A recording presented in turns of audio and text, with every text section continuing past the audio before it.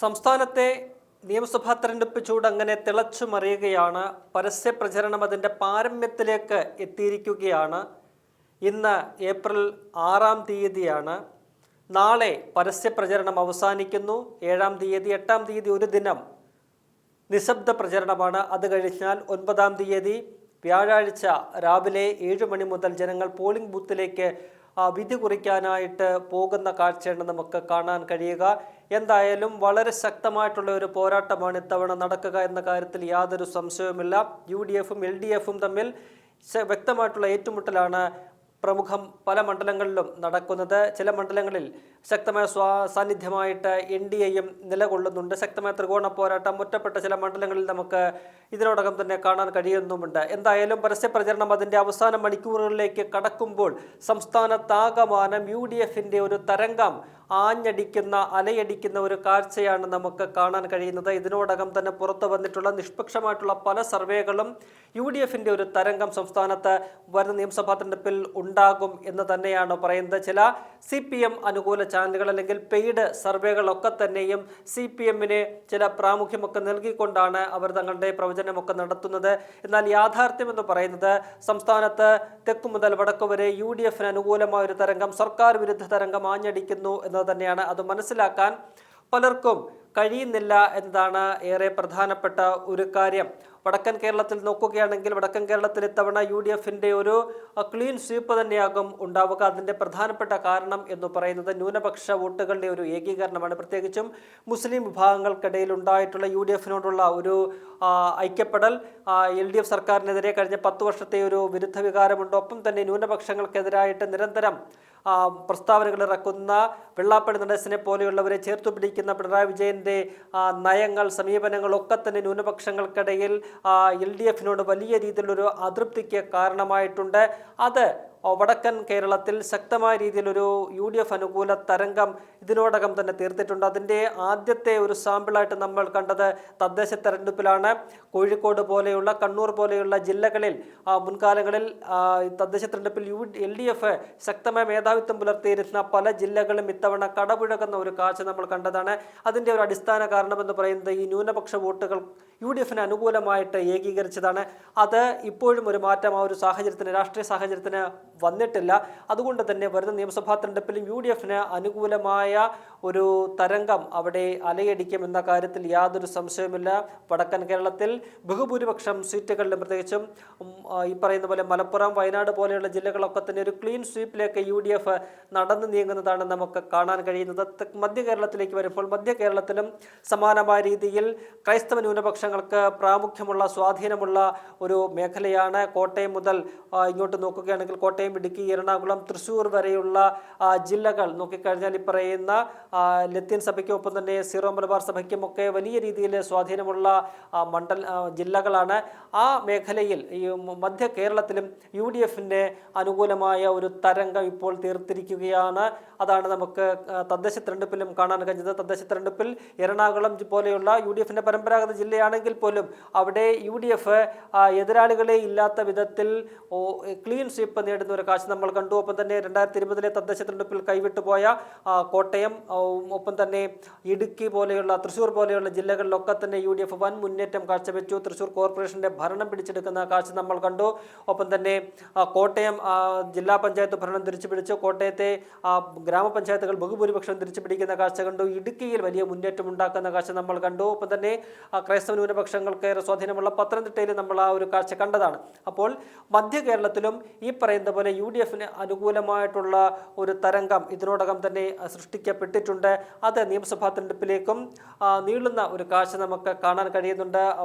മധ്യ കേരളത്തിൽ LDFിനെ പിടിച്ചു നിൽക്കുക ഇത്തവണ വലിയ പ്രയാസമായിരിക്കും. കഴിഞ്ഞ തവണ UDFിന് ചെറിയ തിരിച്ചടി ഉണ്ടായ ഒരു മേഖലയാണ് മധ്യ കേരളം എന്ന് പറയുന്നത്. പ്രത്യേകിച്ചും കോട്ടയം പോലെയുള്ള, ഇടുക്കി പോലെയുള്ള, തൃശ്ശൂർ പോലെയുള്ള ജില്ലകളിൽ വലിയൊരു തിരിച്ചടി UDFിന് നേരിട്ടു. അവിടെയും പിടിച്ചു നിന്നത് എറണാകുളമാണ്.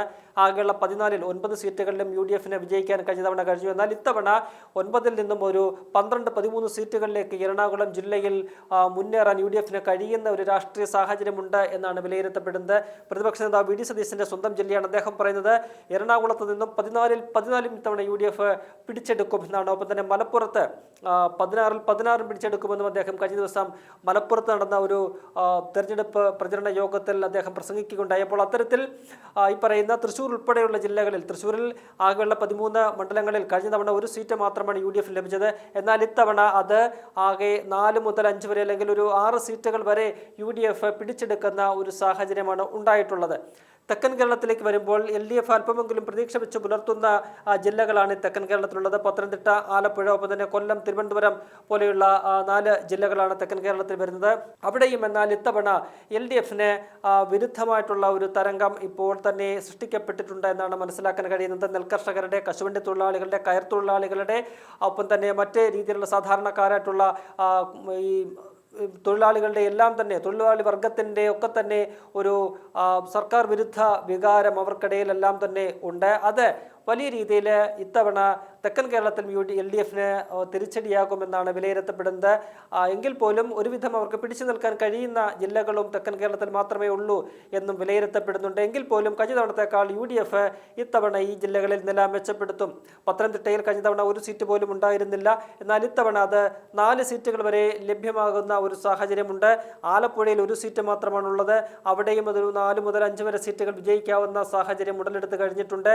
കൊല്ലത്ത് ആകെയുള്ള 11 സീറ്റുകളിൽ 2 മാത്രമാണ് നിലവിലുള്ളത്. അത് 5-6 സീറ്റുകൾ വരെ മുന്നോട്ട് പോകാൻ കഴിയും. ഇന്നലെ VD സതീശൻ പറഞ്ഞത് കൊല്ലത്തെ 8 സീറ്റുകൾ വരെ വിജയിക്കാൻ കഴിയുമെന്നാണ്. 7-8 സീറ്റുകൾ വരെ കൊല്ലത്ത് വിജയിക്കാൻ കഴിയുമെന്നാണ് പറഞ്ഞത്.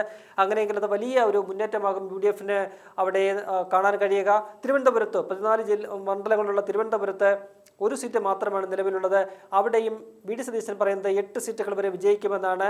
അപ്പോൾ അത്തരത്തിൽ തെക്കൻ ജില്ലകൾ നോക്കുമ്പോഴും UDF-ന് അനുകൂലമായ ഒരു മേധാവിത്വം നമുക്ക് കാണാൻ കഴിയുന്നുണ്ട്. പ്രത്യേകിച്ചും ഈ ഭരണവിരുദ്ധ വികാരം ശരിക്കും നമുക്ക് കാണാൻ കഴിയുന്ന അല്ലെങ്കിൽ അലയടിക്കുന്ന ജില്ലകളാണ് തെക്കൻ ജില്ലകൾ. പ്രത്യേകിച്ചും തിരുവനന്തപുരം പോലെ ഭരണ സ്ഥിര കേന്ദ്രമായ ജില്ലയിലൊക്കെ തന്നെ അതിൻ്റെ വലിയ രീതിയിലുള്ളൊരു പ്രത്യാഘാതം LDF-ന് നേരിടേണ്ടി വരുമെന്ന കാര്യത്തിൽ യാതൊരു സംശയമില്ല. ഒപ്പം തന്നെ ഈ ഒരു ഭരണവിരുദ്ധ വികാരം അലയടിക്കുമ്പോൾ UDF തരകം സംസ്ഥാന വ്യാപകമായിട്ട് ഇങ്ങനെ നിറഞ്ഞു നിൽക്കുമ്പോൾ നിലവിലെ പിണറായി മന്ത്രിസഭയിലെ പല മന്ത്രിമാരും കടപുഴകി വീഴുമെന്നാണ് നമുക്ക് മനസ്സിലാക്കാൻ കഴിയുന്നത്. ഇന്നലെ VD സതീശൻ പറഞ്ഞത് ഏതാണ്ട് 1 ഡസനോളം മന്ത്രിമാർ ഇത്തവണ തോൽവി അറിയും എന്നാണ്. തിരുവനന്തപുരം മുതലുള്ള ജില്ലകൾ നോക്കിക്കഴിഞ്ഞാൽ കൊല്ലത്ത് ഏതാണ്ട് 2 മന്ത്രിമാർ ഇതിനോടകം തന്നെ തോൽവി ഭീതിയിലാണ്.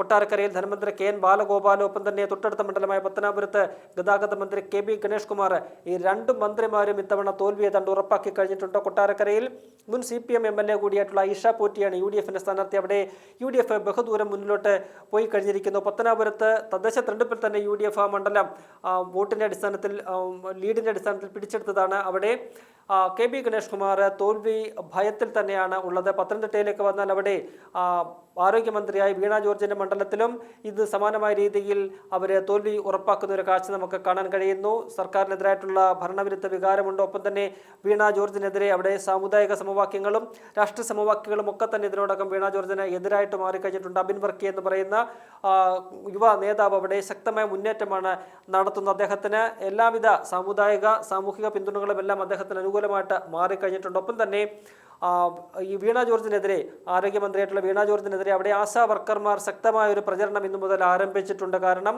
അവരുടെ 1 വർഷത്തിലധികം നീണ്ട സമരം നമ്മൾ കണ്ടതാണ്. ആ സമരത്തോട് സാമൂഹ്യനീതി വകുപ്പിൻ്റെ കൂടി ചുമതലയുള്ള ആരോഗ്യമന്ത്രി കണ്ണടച്ച് അവരുടെ സമരത്തെ എഴുതിത്തള്ളുന്ന, തള്ളിക്കളയുന്ന ഒരു കാഴ്ച നമ്മൾ കണ്ടതാണ്. അപ്പോൾ ആ ഒരു വികാരം ഈ സ്ത്രീകൾക്കിടയിൽ അല്ലെങ്കിൽ ആശാ വർക്കർമാർക്കിടയിലുണ്ട്. അതുകൊണ്ട് തന്നെ അവർ ആരോഗ്യമന്ത്രിക്കെതിരെ ശക്തമായിട്ടുള്ള ഒരു ക്യാമ്പയിനുമായിട്ട് ഇന്ന് തുടക്കം കുറിച്ചിരിക്കുകയാണ്. കൂടാതെ കോട്ടയം ജില്ലയിൽ മന്ത്രി VN വാസവൻ ഏറ്റുമാനൂരിൽ വലിയൊരു വെല്ലുവിളിയെ നേരിടുകയാണ്. അദ്ദേഹവും ഒരു തോൽവിയിലേക്ക് നീങ്ങുന്ന ഒരു കാഴ്ചയാണ് നമുക്ക് കാണാൻ കഴിയുന്നത്. എറണാകുളത്തേക്ക് വരുമ്പോൾ കളമശ്ശേരിയിൽ വ്യവസായ മന്ത്രി P രാജീവ്, അവിടെ കഴിഞ്ഞ തവണയാണ് അദ്ദേഹം ആദ്യ നിയമസഭാ തെരഞ്ഞെടുപ്പിൽ വിജയിച്ചത്. എന്നാൽ ഇത്തവണ ശക്തമായ ഒരു പോരാട്ടം അദ്ദേഹം നേരിടുകയാണ്. അവിടെ രാജീവ് ഏറെക്കുറെ തോൽക്കുമെന്ന റിപ്പോർട്ടുകളാണ് പുറത്തു വരുന്നത്. ഇടുക്കി മണ്ഡലത്തിൽ റോഷി അഗസ്റ്റിൻ, ജലവിഭവ വകുപ്പ് മന്ത്രി, കേരള കോൺഗ്രസ് മാണി വിഭാഗത്തിന് റോഷി അഗസ്റ്റിൻ തോൽക്കുമെന്ന് ഉറപ്പായി കഴിഞ്ഞിട്ടുണ്ട്. ഏതാണ്ട് എല്ലാ സർവേകളും ഇടുക്കിയിൽ UDF ഇത്തവണ തിരിച്ചു പിടിക്കുമെന്ന് പറയുന്നു. പ്രത്യേകിച്ചും കോൺഗ്രസിന്റെ കൈപ്പത്തി ചിഹ്നത്തിലാണ് ഇത്തവണ അവിടെ സ്ഥാനാർത്ഥിയെ നിർത്തിയിട്ടുള്ളത്.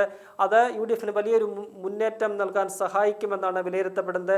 പാലക്കാട്ടേക്ക് വരുമ്പോൾ പാലക്കാട് തൃത്താലയിൽ മന്ത്രി MP രാജേഷ് അവിടെ തോൽവി ഉറപ്പിച്ചു കഴിഞ്ഞിട്ടുണ്ട്.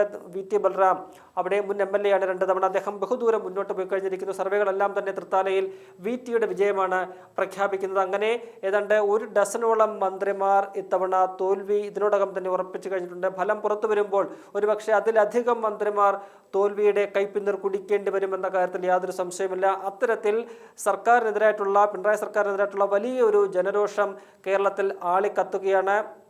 അത് UDF വലിയ രീതിയിലുള്ളൊരു തരംഗമായിട്ട് മാറിയിരിക്കുന്നു എന്ന കാര്യത്തിൽ യാതൊരു സംശയമില്ല. പ്രതിപക്ഷ നേതാവ് VD സതീശൻ പറയുന്നത് പോലെ 100-ലധികം സീറ്റുകളുമായിട്ട് UDF ചരിത്ര വിജയത്തോടുകൂടി വരുന്ന നിയമസഭാ തെരഞ്ഞെടുപ്പിൽ അധികാരത്തിലേക്ക് തിരിച്ചെത്തും എന്ന് തന്നെയാണ് നമുക്ക് നിലവിലെ രാഷ്ട്രീയ സാഹചര്യത്തിൽ നിന്നും വായിച്ചെടുക്കാൻ കഴിയുന്നത്.